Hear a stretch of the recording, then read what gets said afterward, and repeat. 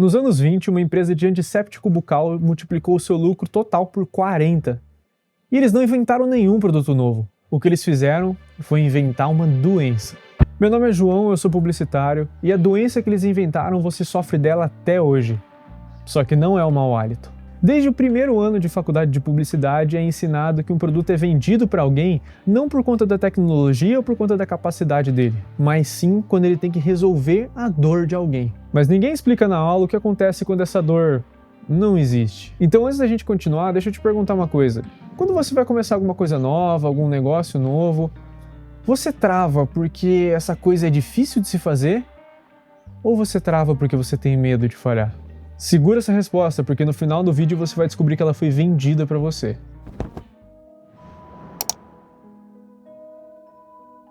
Agora eu vou pedir um exercício seu.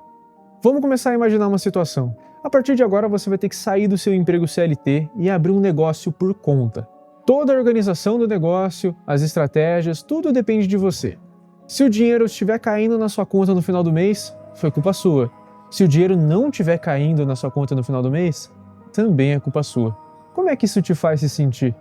Então vamos mudar um pouquinho essa situação. Você está numa festa, tem uma pessoa lá no canto que você está achando muito interessante e você quer chegar nela. Como é que isso te faz se sentir? Você fica com medo? Ansioso? Agora a gente vai inverter essa situação. Imagina que você teria que fazer o mesmo trabalho, a mesma jornada que você teria com aquele negócio que a gente propôs lá no início, mas agora teria um chefe em cima de você.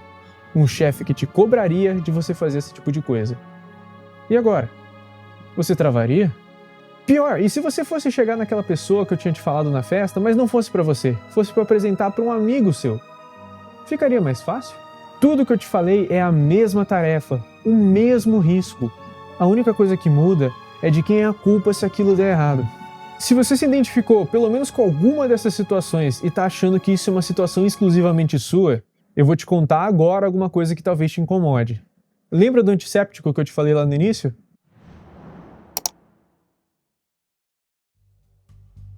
O ano é 1920. As pessoas andavam elegantes na rua, mas principalmente elas fediam pra caramba. Imagina você naquela época, sem tomar muito banho, sem escovar muitos dentes. A higiene com certeza não era a prioridade daquele pessoal naquela época. Você e seu bafo eram comuns para as pessoas ao redor. Até que um dia você acorda da sua vida pacata, abre uma revista e tem uma matéria inteira falando sobre uma doença que você nunca viu na vida. É um anúncio pago por uma empresa chamada Lambert Pharmacal. E a condição que está escrito lá, segundo eles, você também tem. E chama halitose. E olha a ironia na história. Eles não inventaram esse nome, eles tiraram de um dicionário médico antigo. Esse nome ficava no rodapé da página dele. Sabe por quê? Porque ninguém compra remédio para bafo, mas todo mundo compra remédio para halitose. E a campanha deles era cruel. Falava sobre uma mulher chamada Edna, que era descrita como sempre madrinha, nunca noiva. Por quê? Porque ela dizia que todos os homens tinham halitose, tinham um cheiro horrível na boca. Tá entendendo aonde eu quero chegar? Você não consegue sentir o cheiro do próprio hálito, mas as outras pessoas conseguem. E a partir do momento que isso se comprove, só sobra para você concordar e acreditar. Funcionou tão bem que o lucro saiu de pouco mais de 100 mil dólares por ano para 4 milhões de dólares por ano. Isso em 1920. A verba para publicidade saiu de pouco mais de 100 mil para 5 milhões. E o nome do produto que você consome até hoje chama Listerine. E sabe o que é o pior? No período de 1920 até aqui, a indústria americana inventou mais de 100 pseudodoenças só para te vender um produto. Um produto que você comprava por medo de alguma coisa que você estava falhando. Mas na realidade, esse problema não existia até ontem.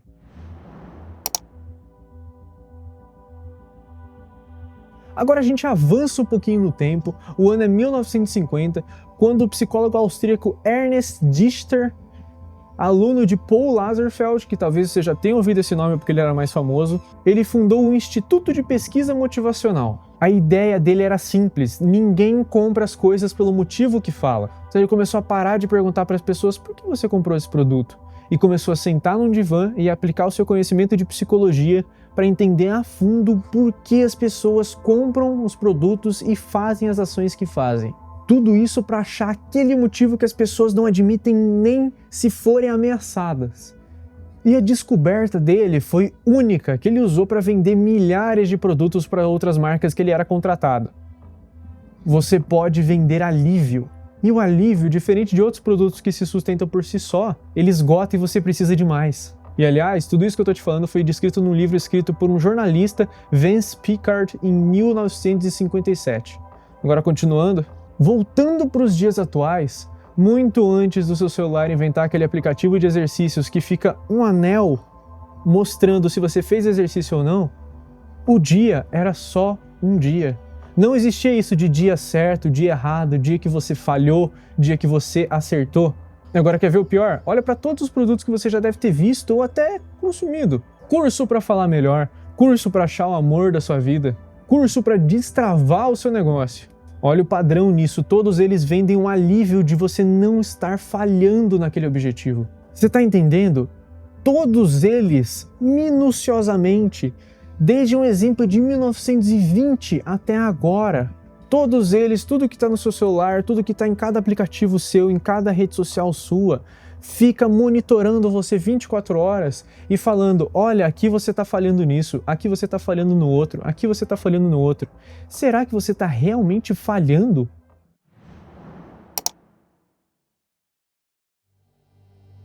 Então volta comigo lá para o início. Quantos projetos você nunca fez por medo de falhar? Quantas conversas você nunca teve? E agora uma pergunta que dói mais ainda. Se tivesse um chefe sendo responsável por levar a culpa por tudo aquilo, caso você falhasse, você teria feito? Se fosse para um pai seu, para uma mãe sua, para um namorado ou namorada, você teria feito? Se a resposta for sim, o problema nunca foi a dificuldade da tarefa. E é aqui que fica interessante. O medo de falhar é o produto perfeito para qualquer indústria. Repara só nos 3 padrões que só ele tem. O primeiro, você não consegue provar que você não está falhando. Não dá para verificar isso sozinho, é igualzinho à halitose, você não consegue saber se você está com bafo. Segundo, o alívio dura quanto? Um dia? Aí você precisa comprar de novo, consumir de novo, para sempre suprir aquele alívio momentâneo. E a terceira, que é a principal, quando você não consegue o objetivo que estão te prometendo, você não perde o dinheiro de volta, porque você atribui esse fracasso a você mesmo. Que você não conseguiu fazer isso, que você não foi capaz, você não foi o suficiente.